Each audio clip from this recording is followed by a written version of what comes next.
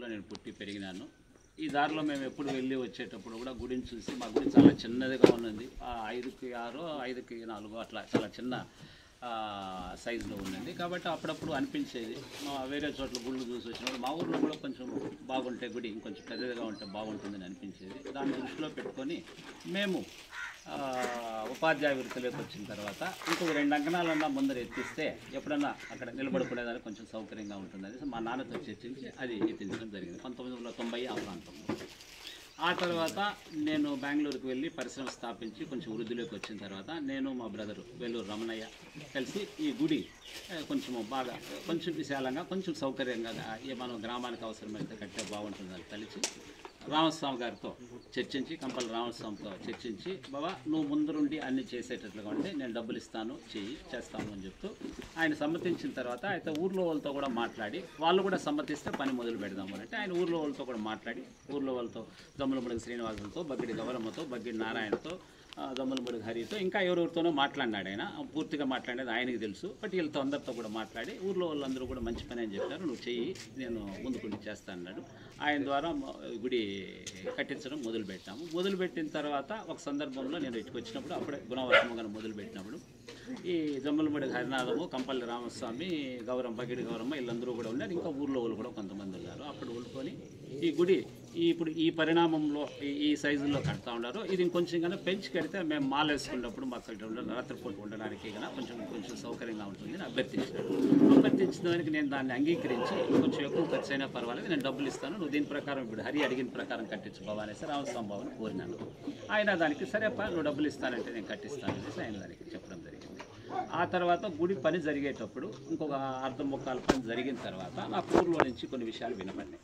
ఏమనేసి గర్భగుడికి డబ్బులు హరి ఇస్తూ ఉన్నాడని, మిగతా మొత్తం గుడికి డబ్బులు నేను ఖర్చు పెడతా ఉన్నట్లు జరుగుతుంది. నేను ఊర్లో పుకార్లు వస్తే నేను ఈ విషయాన్ని ఆయన్ని వివరణ అడిగితే ఆయన కొంచెము అర్ధ మనస్సుగా కొంచెం అవునని కొంచెం కాదనలేక అవునలేక ఆయన నాకు సమాధానం చెప్పడం జరిగింది. అప్పుడే నాకు విషయం అర్థమైంది. సరే ఇదేదో తేడాగా ఉంది, దీనికి నేను ఇంకా డబ్బులు ఇచ్చి కట్టించదలుచుకోలేదు, నా మనసుకి సరైన అనిపించలేదు, మీరు పని చేయండి, హరి పెట్టినాడు అని అంటూ ఉన్నాడు కదా, ఎంత పెట్టినాడు అడగండి ఇచ్చేస్తాం, నేను నా మనసుకు వచ్చినట్లు కట్టించి నేను పూర్తి చేసి నేను గాండ్లపల్లి ప్రజలకు అప్పచెప్పేస్తాను. వాళ్ళు దేవాలయాన్ని నడుపుకొని అందరూ పూజలు చేసుకొని అందరూ నడుపుకొని, ఇది ఊరు దేవాలయము, ఊరందరూ నడుపుకునేట్లుగా చేసుకోండి, లేదు నా డబ్బులు నాకు ఇచ్చేయమని చెప్పు, హరినే మిగతాదంతా పూర్తి చేసి నా డబ్బులు నాకు ఇచ్చేసి ఖర్చు పెట్టి పూర్తి చేసి ఆయన మనసుకు వచ్చినట్లు ఆయన చేసుకోమని అనేసి 2 అవకాశాలు ఇస్తే దీనికి హరి ఒప్పుకోలేదంట. ఒప్పుకోకపోతే మళ్ళీ బగ్గిడి గౌరమ్మ, రామస్వామి, దాము ద్వారా హరి ప్రయత్నించి మళ్ళీ నన్ను అడిగినాను. వీళ్ళ ముగ్గురు ద్వారా ప్రయత్నించి మళ్ళీ నన్ను అడిగాను. అట్లా నేను మామ డబ్బులు ఇచ్చే శక్తి నాకు లేదు, గిరినాథ్ ప్రకాష్ డబ్బులు ఇచ్చే నాకు శక్తి నాకు లేదు, అట్లా అని చెప్పి నేను నేనేదో మొక్కున్నాను, ఆ డబ్బులు నేను తీసుకుంటా కూడా నాకు కూడా మంచిది కాదు కాబట్టి అది ఆయన దగ్గరే కట్టించమని చెప్పండి అనేసి, మిగతా డబ్బులు వేసి ఆయన్నే కట్టించమని చెప్పండి. అట్లా కాదు, అట్లా బాగుండదు, నేను 3వ అవకాశం ఇచ్చాను, నా డబ్బులు ఇవ్వద్దు, మిగతా దానికి ఎంత అవుతుందో అంత నువ్వే ఖర్చు పెట్టి పూర్తి చేసుకో, నీ మనసుకు వచ్చినట్లు ఇచ్చి మేము దాంట్లో జోక్యం కలగజేసుకో, నా డబ్బులు ఇవ్వకపోయినా పర్వాలేదు, నా మనసులో ఉన్నట్లు నేను ఏదన్నా ఓ పని ఊరికి ఒకవేళ సత్రం కడతానో లేదా ఇంకో పని నా మనసుకు వచ్చింది ఏదో మన ఊరికి చేయాలని అనుకున్నా, మొదటగా ఈ గుడికి చేస్తామని అనుకున్నా, ఇప్పుడు గుడి విషయంలో ఇట్లా తేడా వస్తామని కూడా గుడి విషయం నువ్వు పూర్తి చేసుకో, మిగతా ఇంకోటి నేను ఏదన్నా ఒకటి చేస్తాను, నా మనసుకు వచ్చింది మన ఊరు ప్రజలకు చేయాలని మనసులో పడింది కాబట్టి చేస్తానని చెప్పి, దానికి అతను మిగతాది కట్టేదానికి కూడా హరికి శక్తి లేదని చెప్పినాడు, నువ్వే కట్టి పూర్తి చేయాలని మళ్ళీ నన్ను అభ్యర్థించడం జరిగింది. దీని మీద కొన్ని పంచాయతీలు జరిగినాయి, మాటల మధ్యలో బగ్గిడి గోపాల్ కూడా ఒకసారి జోక్యం కలుగజేసుకొని ఎట్లా ఒకట్లు కట్టించగిరి, హరి ఇప్పుడు నువ్వే కట్టించి మీ అమ్మ నాయన పేరే వేసుకొని నీ మనసుకు వచ్చినట్లే చేయనంటూ ఉంటారు, కానీ ఇంతకంటే ఏం చేయాలి, గుడి పని నిలిపితే మంచిది కాదు, మన ఊరికి 6 నెలల పైన నిలిపేసావు బాగుండదు, కట్టించుకుని ఆయన కూడా ఒక దశలో చెప్పడం జరిగింది, సలహా ఇవ్వడం జరిగింది ఒక పెద్దగా. సరేనన్నా నేను యోచన చేస్తానా, ఎందుకో ఇది మనసు కొంచెం తేడాగా ఉంది అనేసి అంటూనే నేను యోచన చేస్తానని చెప్పి, ఆ తర్వాత ఇదే మాదిరిగా నా మీద ఒత్తిడి తెస్తూ ఉంటే ఎప్పుడు నాకు ఫోన్లు చేస్తూ ఉంటే మళ్ళీ చివరికి నేను కట్టించిన తర్వాత పూజ కార్యక్రమాల దగ్గర కూడా కొన్ని ఆటంకాలు జరిగినాయి, పూజా కార్యక్రమం రోజు కూడా కొన్ని ఆటంకాలు జరిగినాయి. నేను పూర్తి వివరాలు ఇప్పుడు చెప్పదలుచుకోలేదు, సూక్ష్మంగా సింపుల్గా చెప్పాలనేది ఒకటి. రెండోది దానికి ఇంకో కారణం కూడా ఉంది. కొంతమంది నిన్న పెద్ద మనుషులు, అది మళ్ళీ చివరిలో చెప్తాను. మళ్ళీ ఆ తర్వాత గుడి పూజలు మీరు ఊర్లో వాళ్ళు చేసుకోండి అని మేము ప్రారంభోత్సవం చేసి ఒక 2-3 వేల మందికి భోజనాలు కానీ ప్రసాదాలు కానీ ఏర్పాటు చేసి హోమం చేసి పూజా కార్యక్రమాలు చేసి మేము బెంగళూరు వెళ్ళిపోతూ ఊరి ప్రజలకు మీరు ఇంకెవరన్నా పూజలు చేసుకోండి, మీకు ఇష్టం వచ్చినట్లు చేసుకోండి అనేసి అందరికీ కోసం మేము కట్టించిండేది, ఇది ఒకరి కోసం కాదని చెప్పేసి వెళ్ళిపోయినాం.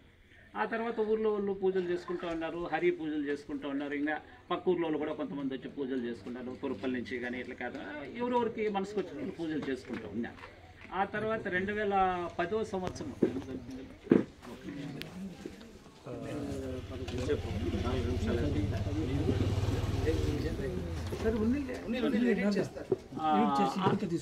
ఆ తర్వాత 2010 ఆ ప్రాంతం అనుకుంటాను సుమారుగా. అప్పుడప్పుడు వచ్చి ఎప్పుడన్నా వచ్చినప్పుడు దర్శనం చేసుకొని పోతామంటే తొందర ఉండేది కాదు.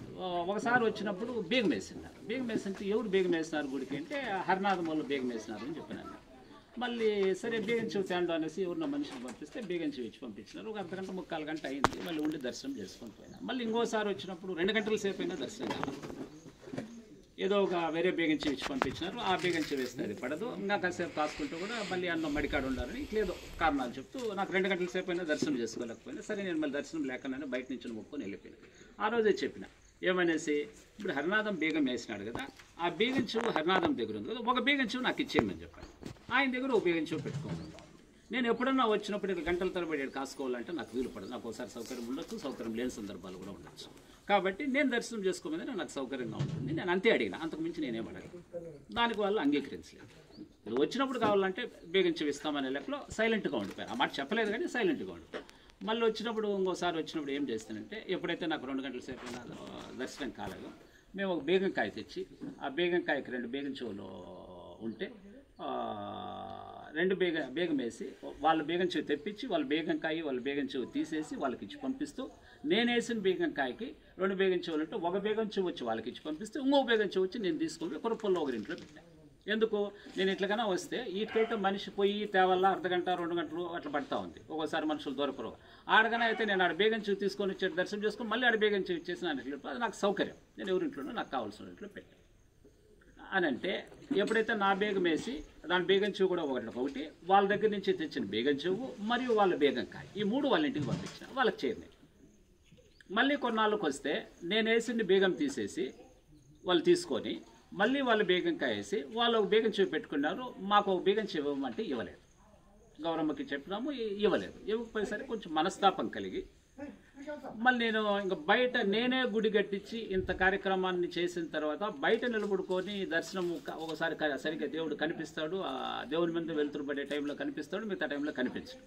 ఈ 2 గేట్లు కన్నా ఉంటే కనిపించదు. కొంచెం మనస్తాపానికి గురి. సరే ఇదేదో ఆపొద్దే తేడా కొట్టింది, మనం ఆపొద్దే నిలిపేసింటే కరెక్ట్. మళ్ళీ వీళ్ళు మనుషులు పెద్ద మనుషులు చెప్పిన దానికి విన్నాము, ఇది ఏదో మళ్ళీ పొరపాటు అయింది. సరే ఏదో జరిగింది, ఇంకా దీని గురించి వద్దు, మనం వీటికి వదిలేస్తాం అనేసి నేను రావడం నిలిపేసి సాధ్యమైనంత వరకు ఇటుకు వచ్చేలా వస్తే కొంచెం మనసుకు బాధ అవుతా ఉండేదానివల్ల నేను రావడం నిలిపేసి. ఆ తర్వాత 2011వ సంవత్సరంలో ఐ క్యాంప్కి ఊరి నుంచి కొంతమంది వచ్చినారు. వాళ్ళు మాట్లాడి ఈ మధ్య ఎందుకు ఊరికి రావడం లేదు అని అంటే, నేను ఇట్లా అని చెప్పిన. వాళ్ళు మేము మాట్లాడతామన్నారు. వద్దు అని చెప్పిన, నాకు అవసరం లేదు, వద్దు, ఎట్లా జరుగుతుందో అట్లా జరుపుకోండి, మీరు ఊర్లో వాళ్ళకి అప్పచెప్పి మీ ఇష్టం. ఆ తర్వాత వాళ్ళు జోక్యం కలెక్ట్ చేసుకొని అడిగితే హరినాథం 2011 జనవరి 19వ తేదీ పౌర్ణమి రోజు పూజ చేసి రామకోటి రాసి మరుసటి రోజు ఉదయం మైక్ సెట్ దానికి కావాల్సిన పూజా సామాన్లు అది ఇది ఆయన పెట్టినాడు. కొన్ని మైక్ సెట్ ఏదో కొన్ని వస్తువులు ఆయన పెట్టినాడు. అవన్నీ తీసుకొని వెళ్ళిపోయినాడు. ఊర్లో వాళ్ళు నాకు ఫోన్ చేసి ఇట్లా తీసుకొని వెళ్ళిపోయినాడు, ఇప్పుడు ఎట్లా పూజలు అనేసి నాకు ఫోన్ చేసి వీళ్ళు అడిగినారు. గిరినాథ్ ప్రకాష్ ఇచ్చిండే బేగంకాయ అన్న వేసి మీరు ఓ బేగం చెవి పెట్టుకోండి, లేదా మీ బేగంకాయ వేయాలనుకుంటే మీ బేగంకాయ వేసినప్పుడు దానికి ఇంకో బేగం చెవి ఆయనకి ఇచ్చేయండి అనేసి ఊర్లో వాళ్ళు అడిగినారు. దానికి అతను అంగీకరించుకుని ఈ పని చేశారు. పూజా సామాగ్రి అదంతా కూడా మైక్ సెట్ ఏదో పెట్టుకున్నాడు కదా ఆయన. మేము ఎవరైతే పూజ చేసి వెళ్ళిపోతే ఆయన కొన్ని వస్తువులు పెట్టిన ఆయన తీసుకొని ఆయన వెళ్ళిపోయాడు. మళ్ళీ నన్ను అడిగితే నేను నువ్వన్నా చేపించాలనంటే నేను చెప్తూ ఉంటామా, ఇది ఫోన్లో మాట్లాడే విషయం కాదు, మేము బెంగళూరులో ఉన్నాము, నేను గాండ్లపల్లిలో పూజ చేపించేస్తానేసి చెప్పేస్తే అదంతా సులువు కాదు చేపించేది అంటారు. ఊర్లో ఉండే వాళ్ళు ఎవరైనా మీరు చేసుకోవాలా మీకు చెప్పేసి బీరం రామ్ కోడ్ చెప్పేసి మైక్ సెట్ ఎత్తుకొని వెళ్ళిపోతాను, నాకు అవసరం లేదు గుడి మీరు చేసుకోండి. రామకోటి చెప్పేసి ఈ గుడికి నాకు సంబంధం లేదు, ఈ గుడిలో ఇంకా పూజ అయినా మైక్ సెట్ అయినా ఇంకోటైనా మీరే చేసుకోండి, మీరు నన్ను ఇట్లా బేగము చెప్పి ఆయనకు ఒకటి ఇవ్వమంటారు, లేదంటే ఆయన బేగంకాయ వేయమంటారు కదా అని ఆయన నాకు ఊరికి సంబంధం లేదని లేకపోతే చెప్పేసి వెళ్ళిపోయినాడు. ఆ తర్వాత వాళ్ళు నాకు ఈ విషయం చెప్తే మళ్ళీ ఊర్లో నుంచి ఒక 50-60 మంది బెంగళూరుకి వచ్చినారు, ఫోన్లో మాట్లాడేదానికి కాదంటే వచ్చినారు. ఆ తర్వాత చర్చించి ఏమేం కావాలో వాళ్ళకి అన్ని వస్తువులు తీసిస్తూ దీనికి కావాల్సిన ఖర్చు వరకు నేను పెడతాను, మీరు ఎవరన్నా నిలబడి ఊర్లో వాళ్ళు పూజ చేసుకునేటువంటి ఖర్చు వరకు నేను పెడతానని చెప్పి ఆ తర్వాత ఊర్లో వాళ్ళంతా కలిసి జే రమణ పూజకి ఆధ్వర్యం వహించేటట్లు దానికి కావాల్సిన ఖర్చులన్నీ సమకూర్చేటట్లు మిగతా వాళ్ళు వీళ్ళ నాన్న సురేష్ వాళ్ళ నాన్న గోవిందన్న, మిగిలిన గంగులప్ప, ఇంకా గుడ్లోళ్ళు రెడ్డప్ప అని ఆయన, బీర్జప్పల్లి వెంకటస్వామి అని ఆయన, వీళ్ళందరూ కూడా కలిసి మంచి చెడ్డ ఏడు చూసుకునేటట్లు ఇంకా ఊర్లో వాళ్ళు కూడా అందరూ చూసుకునేటట్లు నిర్ణయించి వాళ్ళకి ఏం కావాలో తీసి పంపించారు. హార్మోని, తబలా, మైక్ సెట్ ఏమో వాళ్ళకి కావాల్సిన వాళ్ళు ఏమేమి గజ్జులు చెక్కలు ఏదో వాళ్ళకి కావాల్సినవన్నీ అడిగితే వాళ్ళకి భజన చేసుకోవాలంటే లేదా డ్రామా చిన్న చిన్నగా ఆటగట్టి వేసుకోవాలంటే అట్లాంటివి ఏం కావాలో తీసి పంపించి ఆ తర్వాత పూజలు జరుగుతూ ఉన్నాయి. ఆ రోజు ఒక నిర్ణయం తీసుకున్నాం, మనము ప్రతి ఆదివారము పూజ చేస్తాం, వార పూజ. ప్రతి నెల పౌర్ణమి రోజు పూజ చేసి సాయంత్రము ఏదో ప్రసాదాలు ఇంకేదైనా కాఫీ టీను అట్లాంటిది ఏదైనా నైట్ జాగారం ఉండేవాళ్ళు కాఫీ వాళ్ళకి ఏదైనా కొన్ని సౌకర్యాలు కలగజేస్తాం. ఆ రోజు నిర్ణయం తీసుకుని దాని ప్రకారం చేస్తాం. మళ్ళీ కొంతకాలానికి హరినాథం మళ్ళీ వచ్చింది, సంబంధం లేదు అని